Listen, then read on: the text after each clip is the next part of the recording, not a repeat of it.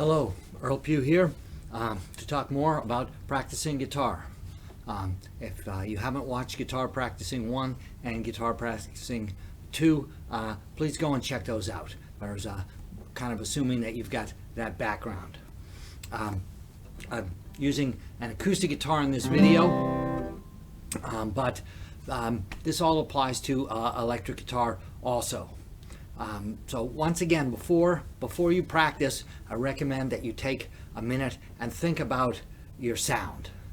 There are many different sizes and shapes and materials of picks.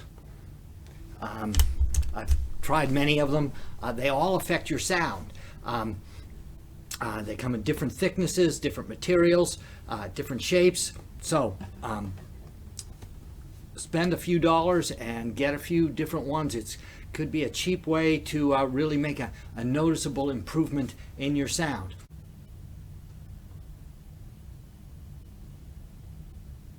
You know, you might use different picks for different purposes. You might, if you were only playing rhythm guitar, you might use a different pick than if you're going back and forth between soloing and rhythm. And you know, if you were only soloing, you might use a pick that you wouldn't use for rhythm guitar playing. So check out a bunch of different sizes.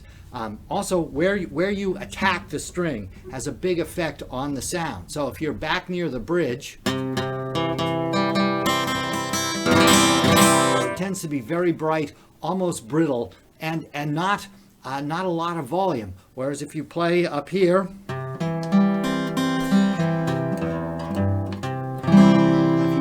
up over the neck, to me it gets kind of muddy up there. Also, I find that if I'm over the fingerboard, I tend to hit the fingerboard with the pick, and this will mess up my picking. So a good place to start for a basic, sound is with at the sort of the edge of the sound hole. It'll give you a reasonable volume and not too bright and not muddy. So good starting point, and then refine it from there. I use a what would be called a medium heavy pick, and it's a teardrop pick. That may not work for you, or it may. But it's important that you be comfortable with the pick. If you're struggling to hold the pick, it's going to be difficult to get a good sound and keep your time. So you want to be comfortable. The larger picks just don't fit in my hand as well. Many people prefer them. Those are the most popular pick shape in the world. The so-called I'm not sure what they call it, but that shape is a great pick shape. It just doesn't happen to fit my hand quite as well, so I use the smaller teardrop picks. So the pick angle is important also. If you have the pick tipped down, it will work great when you strum down, but on the way up, it kind of jams in the strings. So I want it to be even in both ways, so I want it basically parallel to the ground and facing straight in toward the guitar. So I'm using the point of the pick, but if I do that, it's going to be equal in both directions, but it tends to jam a little bit if I tip it forward or backwards a little bit. So essentially tipping the pick up or down a little bit. Now the pick point will glide across the string, and I can play smoother and quicker. This does change the sound. How much you tip the pick is very personal matter. People get quite heated in discussions about it, but I recommend that you try tipping it a little bit forward or a little bit back. I play with a guitarist occasionally who he's very loud, and he keeps the pick sort of straight on the strings, and so he's really jamming it through the strings. He gets a great big sound, but he breaks a string every other song, and this isn't such a good thing on a gig. So it's better if you tip it forward or back a little. It'll glide a little bit. You won't break as many strings, and you can play a little bit smoother.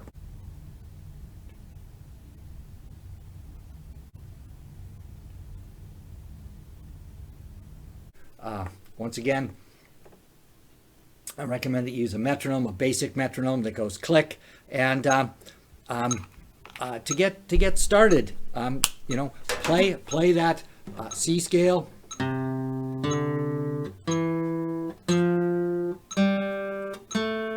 With quarter notes, go all the way up and down, then eighth notes.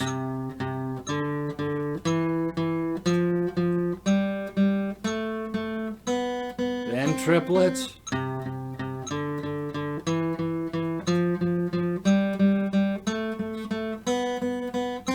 Then 16th notes.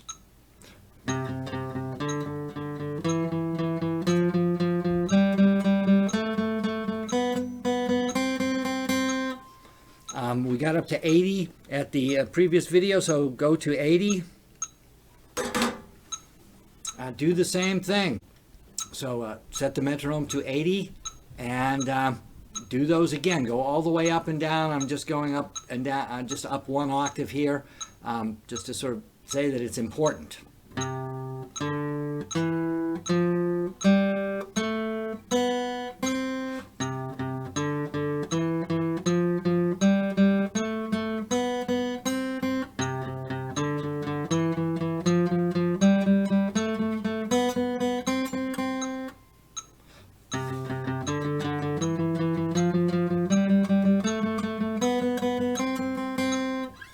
Then go to 90, and if you're comfortable at 90, then go to 100. So you're kind of creeping up on increasing your speed. Don't try to go from 60 to 120 in one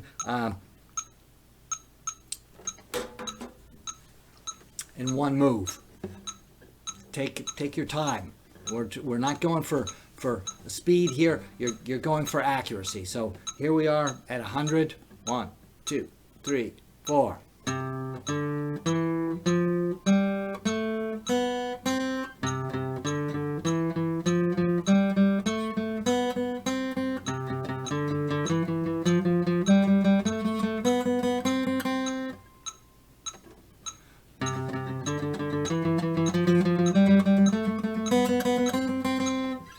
Now at some point, you know, you're going to reach the limit of how fast you can go on 16th notes.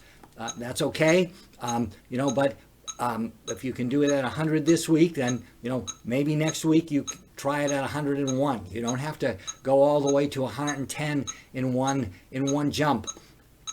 So then I recommend that you take liberty, and you've played it at 60 before and at 80, so you should probably do that first.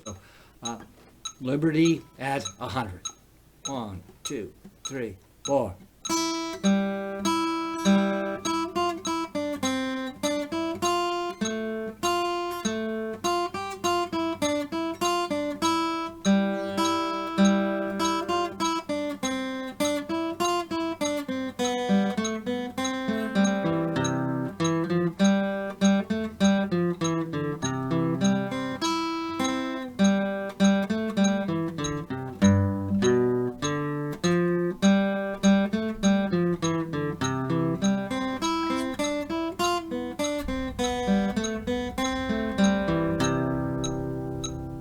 So I just played A and then B, but you should do AA, BB. So now we're at 100. We're going to stay at the same tempo, but click the metronome back to 50. So once again, this makes you more responsible for the time. This is a simple idea that's not that easy to do. So kind of get your foot tapping. 1, 2, 3, 4. 1, 2, 3, 4. 1, 2, 3, 4.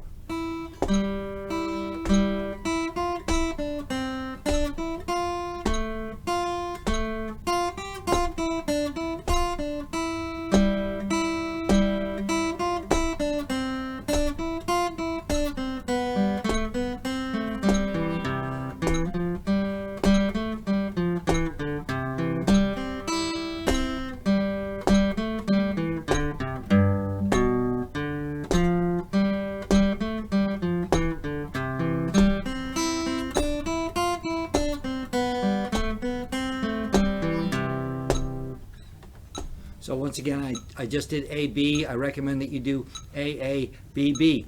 And, once you're comfortable at 100, you should, the next practice section, do it at 60, do it at 80, do it at 100, and then go for, 110. And eventually, so here we are at 180. 1, 2, 1, 2, 3, 4.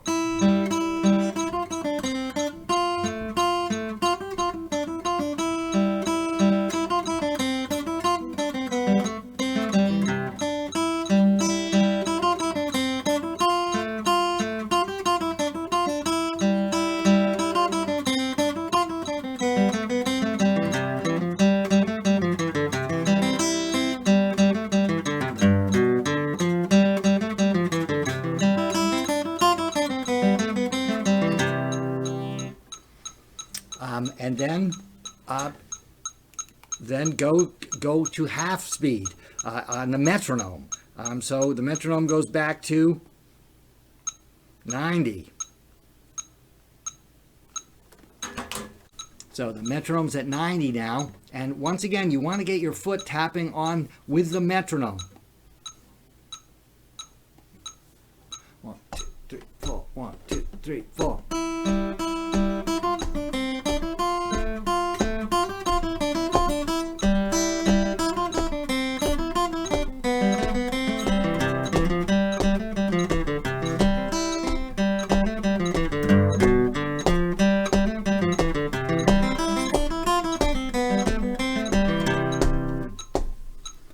So it gets, the faster you go, the trickier it gets. At some point, I kind of have to stop tapping my foot because I can't tap the foot and pick. But it's what I'm working on, to get that foot so it'll tap at, I'm playing the fiddle tune at 220, but my foot would be tapping at 110. And then I really know if I can do that. I know I've got the time and I've got the tune.